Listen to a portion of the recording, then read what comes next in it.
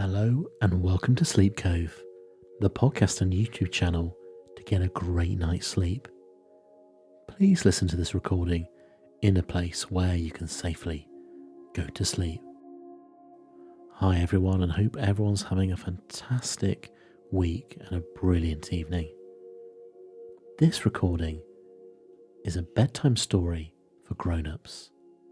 It's taken from the short stories of The Innocence of Father Brown and is a murder mystery very similar in the vein of Agatha Christie and Miss Marple. So if you like those kind of British murder mysteries, I really hope you enjoy it. This story is definitely one you can listen to a few times, because once you know who the murderer is, it's great to listen out for the clues you missed the first time you heard the story. Obviously, this is a murder mystery with some descriptions of murderous acts and dead bodies. So, if you'd rather not listen to this, I recommend you listen to another episode. This recording has relaxing sleep music in the background. If you would prefer to listen to the recording without music, please check out the top pinned comment in the comments section for a link to that video. And let's begin. The Innocence of Father Brown, a collection of short stories. The Secret Garden. Aristide Valentin, chief of the Paris police, was late for his dinner, and some of his guests began to arrive before him. These were, however, reassured by his confidential servant, Ivan, the old man with a scar and a face almost as grey as his moustache, who always sat at a table in the entrance hall, a hall hung with weapons. Valentin's house was perhaps as peculiar and celebrated as its master. It was an old house with high walls and tall poplars almost overhanging the Seine. But the oddity, and perhaps the police value of its architecture, was this: that there was no ultimate exit at all except through the front door, which was guarded by Ivan and the armory. The garden was large and elaborate, and there were many exits from the house into the garden. But there was no exit from the garden into the world outside. All round it ran a tall, smooth and scalable wall with special spikes at the top. No bad garden perhaps for a man to reflect in whom some 100 criminals had sworn to kill. As Ivan explained to the guests, their host had telephoned that he was detained for 10 minutes. He was in truth making some last arrangements about executions and such ugly things. And though these duties were rootedly repulsive to him, he would always perform them with precision. Ruthless in the pursuit of criminals, he was very mild about their punishment. Since he had been supreme over French and largely over European political minds, his great influence had been honourably used for the mitigation of sentences and the purification of prisons. He was one of the great humanitarian French freethinkers, and the only thing wrong with them is that they make mercy even colder than justice. When Valentin arrived, he was already dressed in black clothes and the red rosette, an elegant figure, his dark beard already streaked with grey. He went straight through his house to his study, which opened on the grounds behind. The garden door of it was open, and after he had carefully locked his box in its official place, he stood for a few seconds at the door looking out upon the garden. A sharp moon was fighting with the flying rags and tatters of a storm, and Valentin regarded it with a wistfulness unusual in such scientific natures as his. Perhaps such scientific natures have some psychic prevision of the most tremendous problem of their lives. From any such occult mood, at least he quickly recovered, for he knew he was late and that his guests had already begun to arrive. A glance at his drawing room when he entered, it was enough to make certain that his principal guest was not there, at any rate. He saw all the other pillars of the little party. He saw Lord Galloway, the English ambassador, an old man with a russet face like an apple, wearing the blue ribbon of the garter. He saw Lady Galloway, slim and thread-like, with silver hair and a face sensitive and superior. He saw her daughter, Lady Margaret Graham, a pale and pretty girl with an elfish face and copper-coloured hair. He saw the Duchess of Mont Saint Michael, black-eyed and opulent, and with her 2 daughters, black-eyed and opulent also. He saw Dr. Simon, a typical French scientist with glasses, a pointed brown beard, and a forehead barred with the parallel wrinkles which are the penalty of superciliousness, since they come through constantly elevating the eyebrows. He saw Father Brown, of Cobhole in Essex, whom he had recently met in England.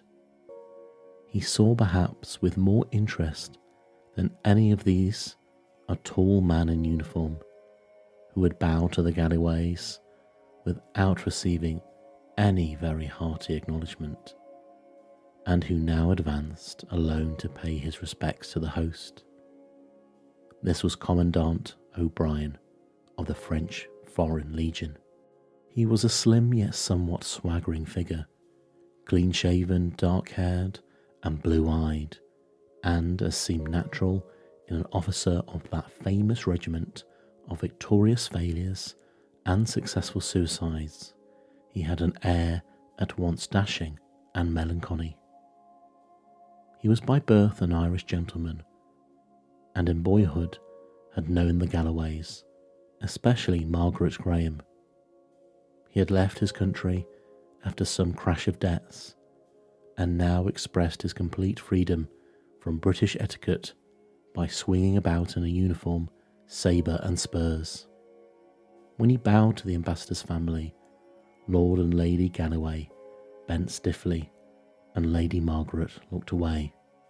But for whatever old causes such people might be interested in each other, their distinguished host was not specially interested in them. No one of them at least was in his eyes the guest of the evening. Valentin was expecting, for special reasons, a man of worldwide fame, whose friendship he had secured during some of his great detective tours and triumphs in the United States. He was expecting Julius K. Brain, that multimillionaire whose colossal and even crushing endowments of small religions have occasioned so much easy sport and easier solemnity for the American and English papers. Nobody could quite make out whether Mr. Brain was an atheist or a Mormon or a Christian Scientist, but he was ready to pour money into any intellectual vessel so long as it was an untried vessel. One of his hobbies was to wait for the American Shakespeare, a hobby more patient than angling. He admired Walt Whitman, who thought that Luke P. Tanner of Paris, PA, was more progressive than Whitman any day. He liked anything he thought progressive. He thought Valentin progressive, thereby doing him a grave injustice. The solid appearance of Julius K. Brain in the room was as decisive as a dinner bell. He had this great quality which very few of us can claim, that his presence was as big as his absence. He was a huge fellow, as fat as he was tall, clad in complete evening black, without so much relief as a watch chain or a ring. His hair was white and well brushed back like a German's. His face was red, fierce and cherub-like, with one dark tuft under the lower lip that threw up that otherwise infantile visage, with an effect theatrical, even Mephistophelian. Not long, however, did that saloon merely stare at the celebrated American. His lateness had already become a domestic problem, and he was sent with all speed into the dining room with a Lady Galloway on his arm. Except on one point, the Galloways were genial and casual enough. So long as Lady Margaret did not take the arm of that adventurer O'Brien, her father was quite satisfied, and she had not done so. She had decorously gone in with Dr. Simon. Nevertheless, old Lord Galloway was restless and almost rude. He was diplomatic enough during dinner, but when, over the cigars, 3 of the younger men, Simon the doctor, Brown the priest, and the detrimental O'Brien, the exile in a foreign uniform, all melted away to mix with the ladies or smoke in the conservatory, then the English diplomat grew very undiplomatic indeed. He was stung every 60 seconds with the thought that the scamp O'Brien might be signalling to Margaret. Somehow he did not attempt to imagine how.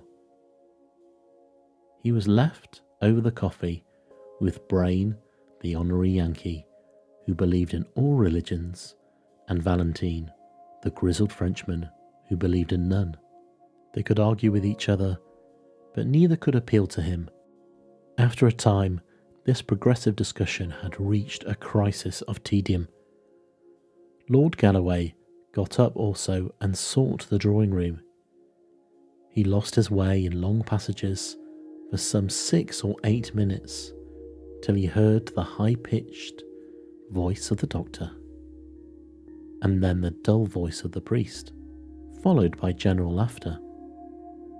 They also, he thought with a curse, were probably arguing about science and religion. But the instant he opened the saloon door, he saw only one thing. He saw what was not there. He saw that Commandant O'Brien was absent, and that Lady Margaret was absent too. Rising impatiently from the drawing room, as he had from the dining room, he stamped along the passage once more. His notion of protecting his daughter from the Irish-Algerian ne'er-do-well had become something central and even mad in his mind. As he went towards the back of the house, where was Valentin's study, he was surprised to meet his daughter, who swept past with a white, scornful face, which was a second enigma. If she had not been with O'Brien, where had she been?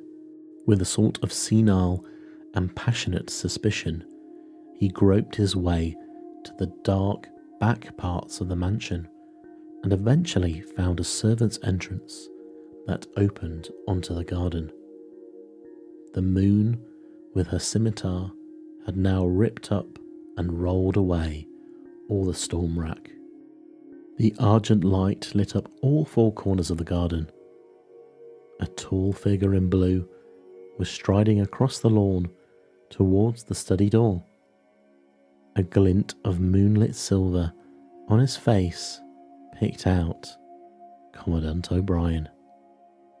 He vanished through the French windows into the house, leaving Lord Galloway in an indescribable temper, at once virulent and vague.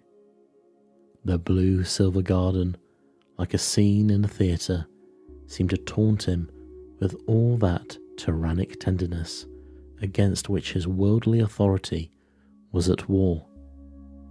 The length and grace of the Irishman's stride enraged him as if he was rival instead of a father. The moonlight maddened him. He was trapped as if by magic into a garden of troubadours, a Watteau fairyland, and willing to shake off such amorous imbecilities By speech, he stepped briskly after his enemy. As he did so, he tripped over some tree or stone in the grass. Looking down at first with irritation, and then a second time with curiosity, the next instant the moon and the tall poplars looked at an unusual sight: an elderly English diplomat running hard and crying or bellowing as he ran. His hoarse shouts brought a pale face to the study door. The beaming glasses and worried brow of Dr. Simon, who heard the nobleman's first clear words. Lord Galloway was crying. A corpse in the grass, a blood-stained corpse.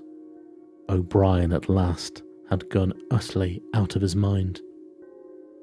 "We must tell Valentine at once," said the doctor, when the other had brokenly described all that he had dared to examine. "It is fortunate that he is here." And even as he spoke, the great detective entered the study, attracted by the cry. It was almost amusing to note his typical transformation. He had come with a common concern of a host and a gentleman, fearing that some guest or servant was ill.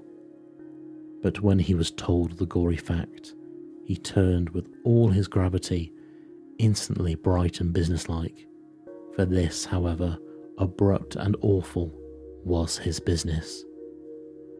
"Strange gentlemen," he said as they hurried out into the garden, "that I should have hunted mysteries all over the earth, and now one comes and settles in my own backyard. But where is the place?"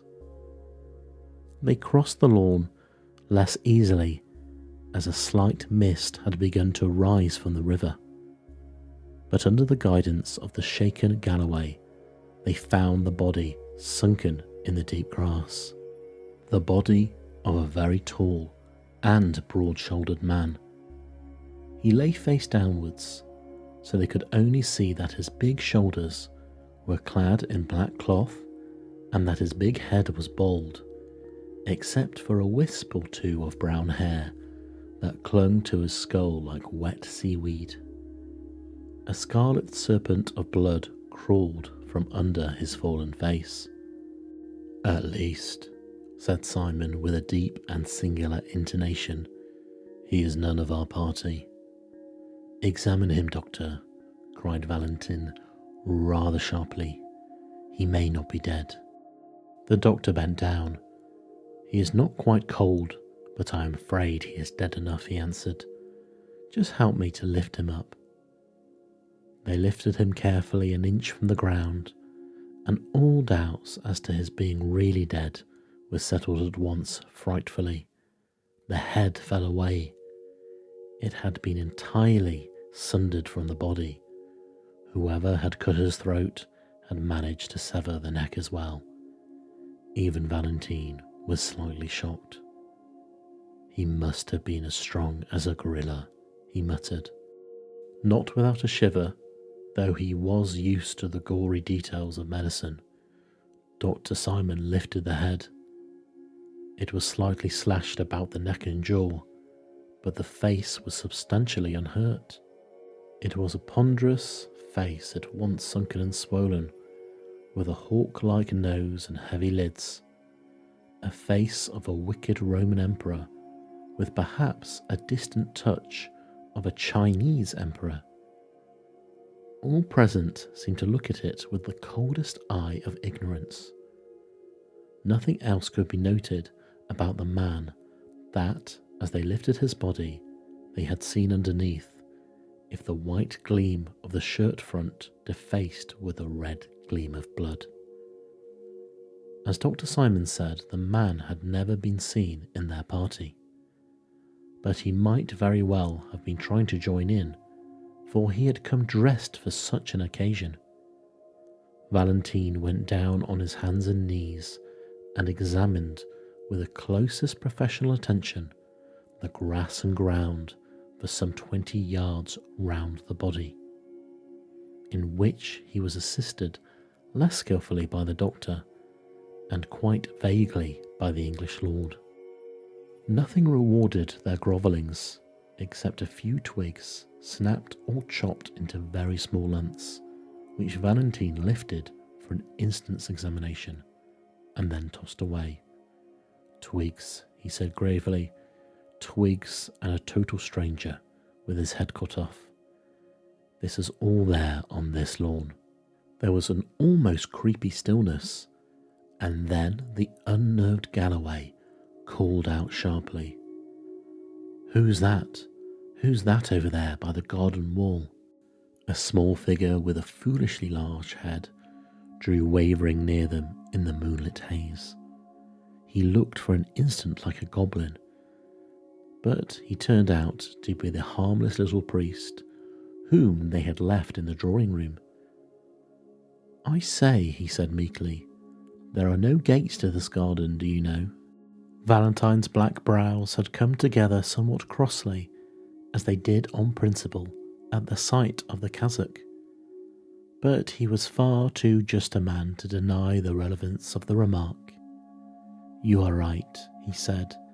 "Before we found out how he came to be killed, we may have to find out how he came to be here. Now listen to me, gentlemen. It can be done without prejudice to my position and duty. We shall all agree that certain distinguished names might well be kept out of this. There are ladies and gentlemen, and there is a foreign ambassador. If we must mark it down as a crime, then it must be followed up as a crime. But till then, I will use my own discretion. I'm the head of the police. I am so public that I can afford to be private. Please heaven, I will clear everyone of my own guests before I call in my men to look for anybody else. Gentlemen, upon your honour, you will none of you leave this house until tomorrow at noon. There are bedrooms for all. Simon, I think you know where to find my man, Ivan, in the front hall. He is a confidential man. Tell him to leave another servant on guard and come to me at once. Lord Galloway, you are certainly the best person to tell the ladies what has happened and to prevent a panic. They also must stay. Father Brown and I will remain with the body." When Valentin spoke like a captain, he was obeyed like a bugle. Dr. Simon went through to the armoury and rooted out Ivan, the public detective's private detective. Galloway went to the drawing room and told the terrible news tactfully enough, so by the time the company assembled there, the ladies were already startled and already soothed. Meanwhile, the good priest and the good atheist stood at the head and the foot of the dead man, motionless in the moonlight, like symbolic statues of their two philosophies of death. Ivan, this confidential man with the scar and the moustache, came out of the house like a cannonball and came racing across the lawn to Valentin like a dog to his master. His livid face was quite lively with the glow of this domestic detective story, and it was with almost unpleasant eagerness that he asked his master's permission to examine the remains. "Yes, look if you like, Ivan," said Valentin, "but don't be long. We must go in and thrash out this in the house." Ivan lifted the head and then almost let it drop. "Why," he gasped, it can't be. Do you know this man, sir?" "No," said Valentin indifferently. "We had better go inside." Between them, they carried the corpse to a sofa in the study, and then all made their way to the drawing room. The detective sat down at a desk quietly, and even without hesitation, but his eye was the iron eye of a judge at assize. He made a few rapid notes upon paper in front of him, and then said shortly, "Is everyone here?" "Not Mr. Brain," said the Duchess of Mount St. Michael, looking round. "No," said Lord Galloway, in a hoarse, harsh voice, and not Mr. Neil O'Brien.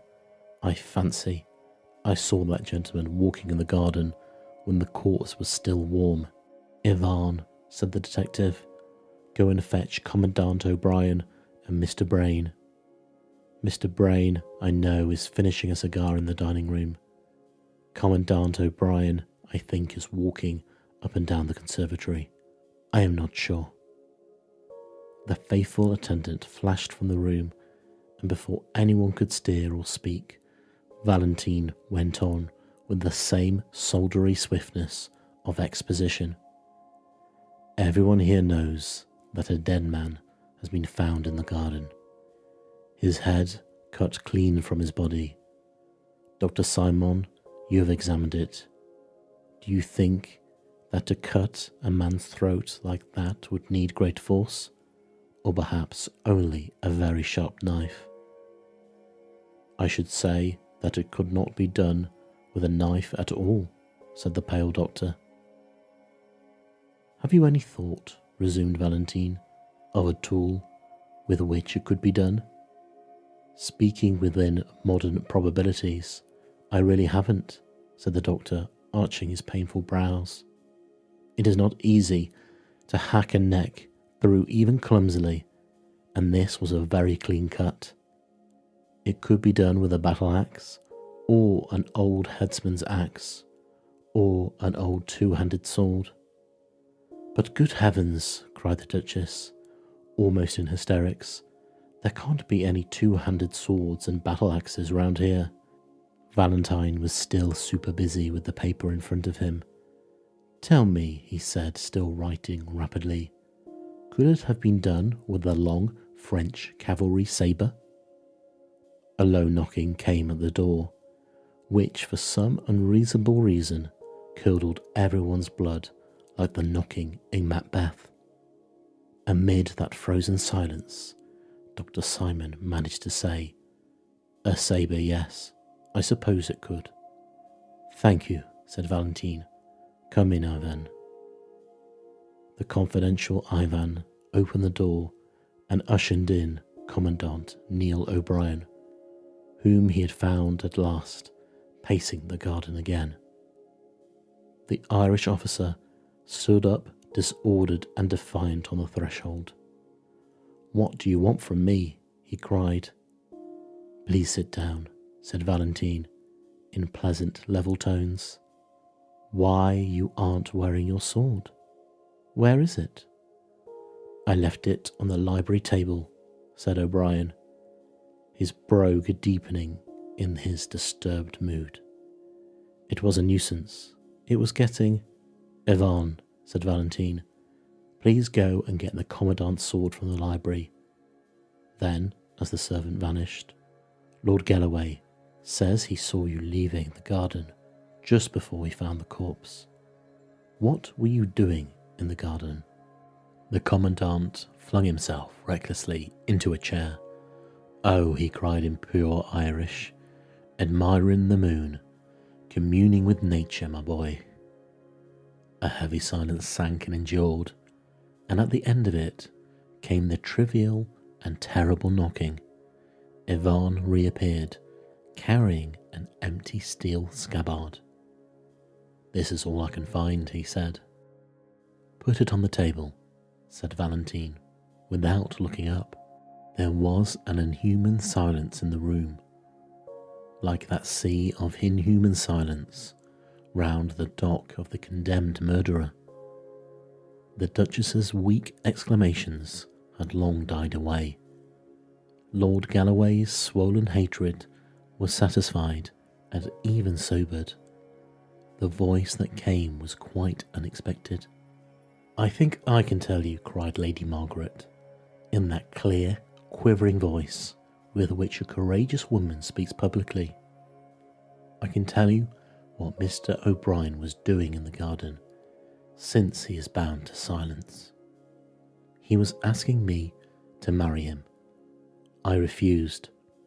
I said in my family circumstances I could give him nothing but my respect. He was a little angry at that. He did not seem to think Much of my respect, I wonder, she added with rather a warm smile. If you'll care at all for it now, for I offer it him now, I will swear anywhere that he never did a thing like this. Lord Galloway had edged up to his daughter and was intimidating her in what he imagined to be an undertone. Hold your tongue, Maggie, he said in a thunderous whisper. Why should you shield the fellow? Where's his sword? Where's his confounded cavalry? He stopped because of the singular stare with which his daughter was regarding him, a look that was indeed a lurid magnet for the whole group. You old fool, she said in a low voice without pretense of piety. What do you suppose you are trying to prove? I tell you this man was innocent while with me. But if he wasn't innocent, he was still with me. If he murdered a man in the garden, who was it who must have seen? Who must have least known? Do you hate Neil so much as to put your own daughter? Lady Galloway screamed and cut off what she was saying.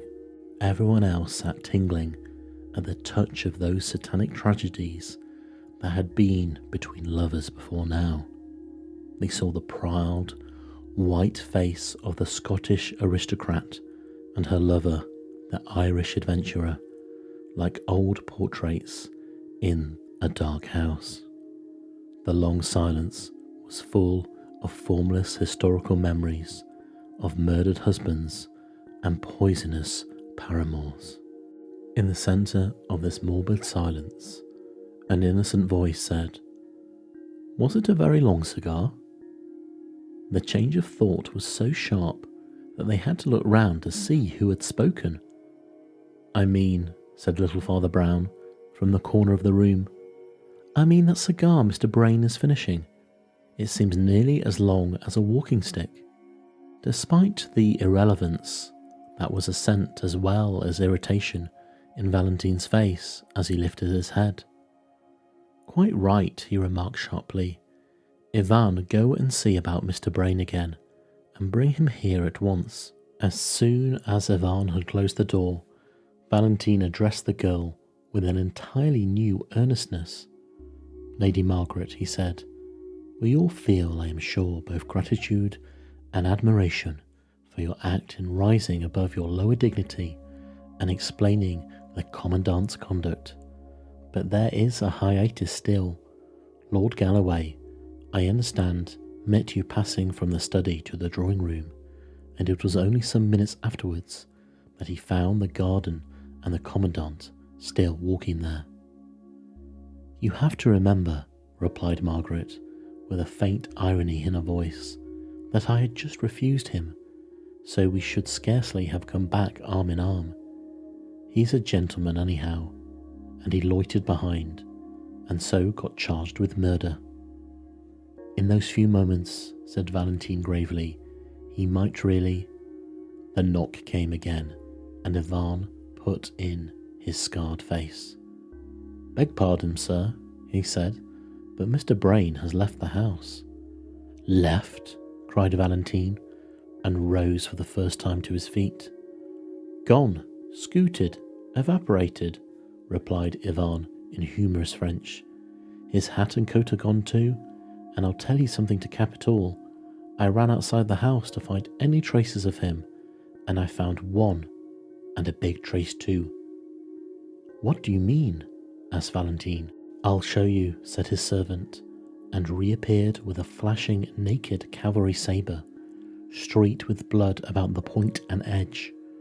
Everyone in the room eyed it as if it were a thunderbolt, but the experienced Ivan went on quietly. "I found this," he said, "flung among the bushes, 50 yards up the road to Paris. In other words, I found it just where your respectable Mr. Brain threw it when he ran away." There was again a silence, but of a new sort. Valentin took the sabre, examined it, reflected with unaffected concentration of thought, and then turned a respectful face to O'Brien. "Commandant," he said, "we trust you will always produce this weapon if it is wanted for police examination.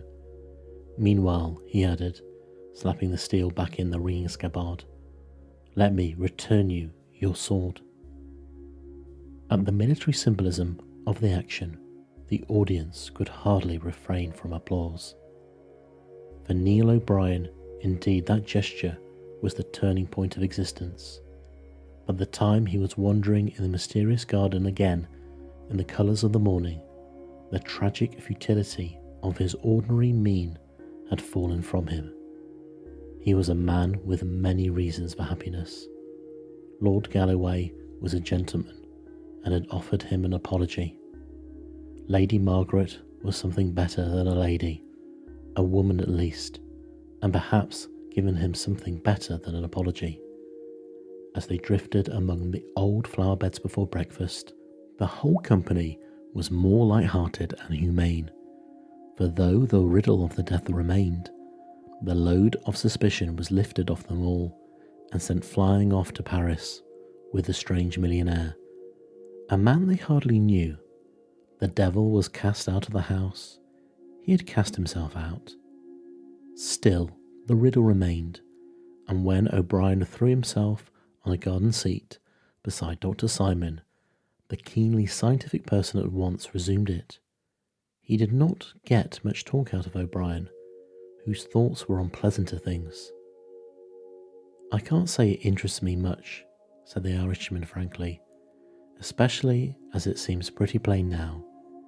Apparently Brain hated this stranger for some reason, lured him into the garden and killed him with my sword. Then he fled to the city, tossing the sword away as he went. By the way, Ivan tells me the dead man had a Yankee dollar in his pocket, so he was a countryman of Brain's, and that seems to clinch it. I don't see any difficulties about the business." "There are 5 colossal difficulties," said the doctor quietly, "like high walls within walls. Don't mistake me. I don't doubt that Brain did it. His flight, I fancy, proves that. But as to how he did it, first difficulty, why should a man kill another with a great hulking sabre when he can almost kill him with a pocket knife and put it back in his pocket? Second difficulty, why was there no noise or outcry? Does a man commonly see another come up, waving a scimitar, and offer no remarks? Third difficulty, a servant watched the door all evening, and a rat cannot get into Valentin's garden anywhere. How did the dead man get into the garden? Fourth difficulty, given the same conditions, how did Brain get out of the garden? And the fifth, said Neil, with eyes fixed on the English priest who was coming slowly up the path. "It's a trifle, I suppose," said the doctor, "but I think an odd one. When I first saw how the head had been slashed, I supposed the assassin had struck more than once, but on an examination I found many cuts across the truncated section. In other words, they were struck after the head was off. Did Brain hate his foe so fiendishly that he stood sabring his body in the moonlight?" "Horrible," said O'Brien, and shuddered. The little priest Brown had arrived while they were talking, and he had waited, with characteristic shyness, till they had finished. Then he said awkwardly, "I say, I'm sorry to interrupt, but I was sent to tell you the news." "News?" repeated Simon, and stared at him rather painfully through his glasses. "Yes, I'm sorry," said Father Brown mildly. "There's been another murder, you know." Both men on the seat sprang up, leaving it rocking. "And what's stranger still," continued the priest, with his dull eye on the rhododendrons, "it's the same disgusting sort. It's another beheading. They found the second head actually bleeding into the river, a few yards along Brain's road to Paris. So they suppose that he—" "Great heaven!" cried O'Brien. "Is Brain a monomaniac?" "There are American vendettas," said the priest impassively. Then he added, "They want you to come to the library and see it." Commandant O'Brien followed the others towards the inquest, feeling decidedly sick. As a soldier, he loathed all this secretive carnage. Where were these extravagant amputations going to stop? First one head was hacked off, and then another. In this case, he told himself bitterly, it was not true that two heads were better than one. As he crossed the study, he almost staggered at a shocking coincidence. Upon Valentin's table lay the coloured picture of yet a third bleeding head, and it was the head of Valentin himself. A second glance showed him it was only a nationalist paper called The Guillotine, which every week showed one of his political opponents with rolling eyes and writhing features just after execution. For Valentin, this was an anti-clerical of some note, but O'Brien was an Irishman with a kind of chastity even in his sins, and his gorge rose against the great brutality of the intellect which belongs only to France. He felt Paris as a whole, from the grotesques on the Gothic churches to the gross caricatures in the newspapers. He remembered the gigantic jests of the Revolution. He saw the whole city as one ugly energy, from the sanguinary sketch lying on Valentin's table up to where, above a mountain and forest of gargoyles, the great devil grins on Notre Dame. The library was long, low, and dark. What light entered it shot from under low blinds and had still some of the ruddy tinge of morning. Valentin and his servant Ivan were waiting for them at the upper end of a long, slightly sloping desk on which lay the mortal remains, looking enormous in the twilight. The big black figure and yellow face of the man found in the garden confronted them, essentially unchanged. The second head, which had been fished from among the river reeds that morning, lay streaming and dripping beside it. Valentin's men were still seeking to recover the rest of the second corpse, which was supposed to be afloat. Father Brown, who did not seem to share O'Brien's sensibilities in the least, went up to the second head and examined it with his blinking care. It was little more than a mop of white hair, fringed with silver fire in the red and level morning light.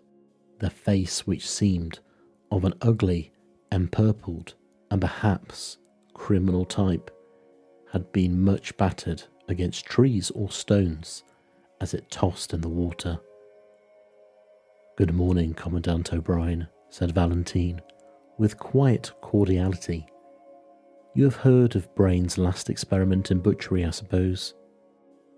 Father Brown was still bending over the head with the white hair, and he said without looking up, "I suppose it is quite certain that Brain cut off this head too?" "Well, it seems common sense," said Valentin, with his hands in his pockets. "Killed in the same way as the other, found within a few yards of the other, and sliced by the same weapon, which you know he carried away." Yes, I know," replied Father Brown submissively. "Yet, you know, I doubt whether Brain could have cut off his head." "Why not?"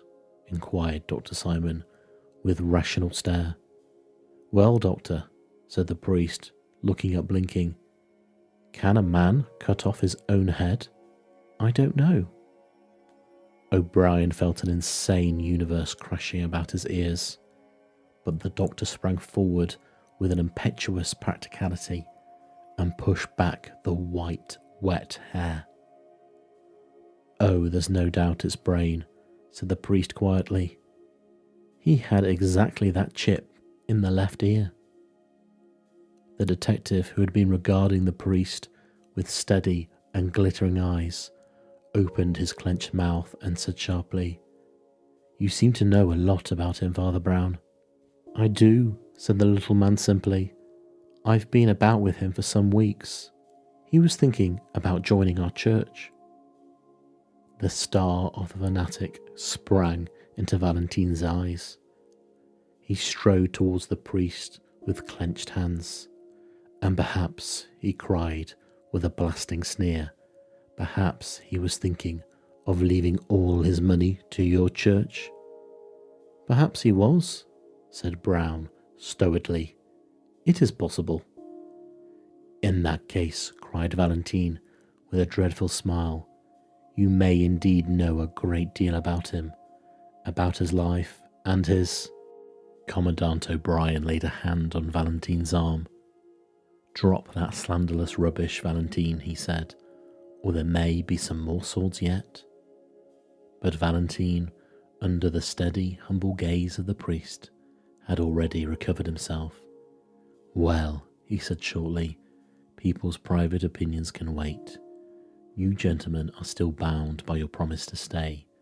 You must enforce it on yourselves and on each other.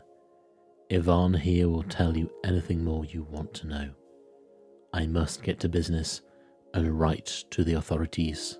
We can't keep this quiet any longer. I shall be writing in my study if there is any more news." "If there is any more news, Yvonne?" asked Dr. Simon as the chief of police strode out of the room.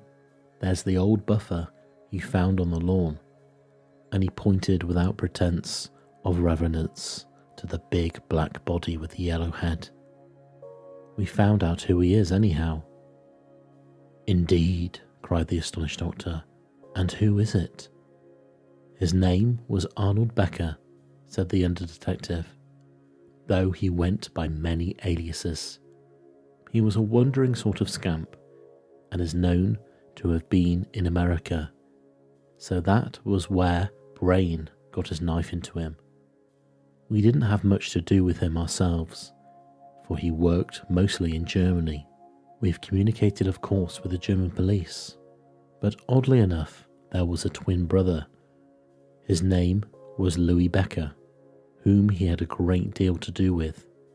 In fact, we found it necessary to guillotine him only yesterday. Well, it's a rum thing, gentlemen, for when I saw that fellow flat on the lawn, I had the greatest jump of my life. If I hadn't seen Louis Becker guillotined with my own eyes, I'd have sworn it was Louis Becker lying there in the grass. Then of course I remembered his twin brother in Germany, and following up on the clue. The explanatory Yvonne stopped, for the excellent reason that nobody was listening to him. The Commandant and the doctor were both staring at Father Brown, who had sprung stiffly to his feet and was holding his temples tight like a man in sudden and violent pain. "Stop, stop, stop," he cried. "Stop talking for a minute, for I see half. Will God give me strength? Will my brain make me jump and see all? Heaven help me. I used to be fairly good at thinking. Will my head split? Or will it see? I see half, I see only half." He buried his head in his hands and stood in a sort of rigid torture of thought or prayer, while the other three could only go on and staring at this last prodigy of their wild 12 hours. When Father Brown's hands fell, they showed a face quite fresh and serious, like a child's. He heaved a huge sigh and said, "Let us get this said and done with as quickly as possible. Look here, this will be the quickest way to convince you all of the truth." He turned to the doctor. "Dr. Simon," he said, "you have a strong headpiece, and I heard you this morning asking the 5 hardest questions about the business. Well, if you will ask them again, I will answer them." Simon's pince-nez dropped from his nose in his doubt and wonder, but he answered at once. Well, the first question you know is why a man should kill another with a clumsy sabre at all, when a man can kill with a bodkin. A man cannot behead with a bodkin, said Brown calmly, and for this murder, beheading was absolutely necessary. Why? Asked O'Brien with interest. And the next question? Asked Father Brown. Well, why didn't the man cry out or anything? Asked the doctor. Sabres and gardens are certainly unusual. Twigs, said the priest gloomily, and turned to the window, which looked on the scene of the death. No one saw the point of the twigs. Why should they lie on the lawn? Look at it, so far from the tree. They were not snapped off, they were chopped off. The murderer occupied his enemy with some tricks with a sabre, showing how he could cut a branch in mid-air or what not. Then, while his enemy bent down to see the result, a silent slash, and the head fell off. Well, said the doctor slowly, that seems plausible enough, but my next two questions will stump anyone. The priest still stood looking critically out the window and waited. You know how all the garden was sealed up like an airtight chamber, went on the doctor. Well, how did the strange man get into the garden? Without turning round, the little priest answered, there was never any strange man in the garden. There was a silence, and then a sudden cackle of almost childish laughter, relieving the strain. The absurdity of Brown's remark moved Ivan to open taunts. Oh, he cried, then we didn't lug a great fat corpse onto a sofa last night. He hadn't got into the garden, I suppose. Got into the garden? Repeated Brown reflectively. No, not entirely. Hang it all, cried Simon. A man gets into a garden, or he doesn't. Not necessarily, said the priest, with a faint smile. What is the next question, Doctor? I fancy you're ill, exclaimed Dr. Simon sharply. But I'll ask the next question if you like. How did Brain get out of the garden? He didn't get out of the garden, said the priest, still looking out of the window. Didn't get out of the garden? Exploded Simon. Not completely, said Father Brown. Simon shook his fists in a frenzy of French logic. A man gets out of a garden, or he doesn't, he cried. Not always, said Father Brown. Dr. Simon sprang to his feet impatiently. I have no time to spare on such senseless talk, he cried angrily. If you haven't understood a man being on one side of a wall or the other, I won't trouble you further. Doctor, said the cleric very gently, we've always got on very pleasantly together. If only for the sake of old friendship, stop and tell me your fifth question. The impatient Simon sank into a chair by the door and said briefly, the head and shoulders were cut about in a queer way. It seemed to be done after death. Yes, said the motionless priest. It was done so to make you assume exactly that one simple falsehood that you did assume. It was done to make you take for granted that the head belonged to the body. The borderland of the brain, where all the monsters are made, moved horribly in the Gaelic O'Brien. He felt the chaotic presence of all the horsemen and fishwomen that man's unnatural fancy had begotten. A voice older than his first father's seemed saying in his ear, keep out of the monstrous garden where grows the tree with double fruit. Avoid the evil garden where died the man with two heads.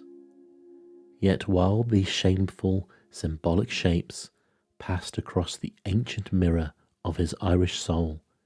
His Frenchified intellect was quite alert and was watching the old priest as closely and incredulously as all the rest. Father Brown had turned round at last and stood against the window with his face in dense shadow, but even in that shadow they could see it was pale as ashes. Nevertheless, he spoke quite sensibly, as if there were no Gaelic souls on earth. "Gentlemen," he said, "you did not find the strange body of Becca in the garden. You did not find any strange body in the garden. In the face of Dr. Simon's rationalism, I still affirm that Becca was only partly present. Look here," pointing to the black bulk of the mysterious corpse. "You never saw the man in your lives. Did you ever see this man?" He rapidly rolled away the bald yellow head of the unknown and put in its place the white-maned head beside it. And there, complete, unified, unmistakably, lay Julius K. Brain. "The murderer," went on Brown quietly, "hacked off his enemy's head and flung the sword far over the wall. But he was too clever to fling the sword only. He flung the head over the wall also. Then he only had to clap on another head to the corpse, and, as he insisted on a private inquest, you all imagined a totally new man." "Clap on another head?" said O'Brien, staring. "What other head? Heads don't grow on garden bushes, do they?" "No," said Father Brown huskily, and looking at his boots. "There is only one place where they grow. They grow in the basket of the guillotine, beside which the chief of police, Aristide Valentin, was standing not an hour before the murder. Oh, my friends, hear me a minute more before you tear me to pieces. Valentin is an honest man, if being mad for an arguable case is honesty. But did you ever see in that cold grey eye of his that he is mad? He would do anything to break what he calls the superstition of the cross. He fought for it and starved for it, and now he is murdered for it. Brain's crazy millions had hitherto been scattered among so many sects that they did little to alter the balance of things. But Valentin heard a whisper from Brain, like so many scatterbrained skeptics, was drifting to us, and that was quite a different thing. Brain would pour supplies into the impoverished and pugnacious Church of France, and he would destroy 6 nationalist newspapers like the Guillotine. The battle was already balanced on a point, and the fanatic took flame at the risk. He resolved to destroy the millionaire, and he did it as one would expect the greatest of detectives to commit his only crime. He abstracted the severed head of Becca on some criminological excuse, and then took it home in his official box. He had the last argument with Brain that Lord Galloway did not hear the end of. That failing, he led him out onto the sealed garden, talked about swordsmanship, used twigs and a sabre for illustration, and Ivan of the Scar sprang up. "You lunatic," he yelled. "You'll go to my master now if I take you by." "Why, I was going there already," said Brown heavily. "I must ask him to confess and all that." Driving the unhappy Brown before them like a hostage or sacrifice, they rushed together into the sudden stillness of Valentin's study. The great detective sat at his desk, apparently too occupied to hear the turbulent entrance. They paused for a moment, and then something in the look of that upright and elegant back made the doctor run forward suddenly. A touch and a glance showed him that there was a small box of pills at Valentin's elbow, and that Valentin was dead in his chair, and on the blind face of the suicide was more than the price of Cato.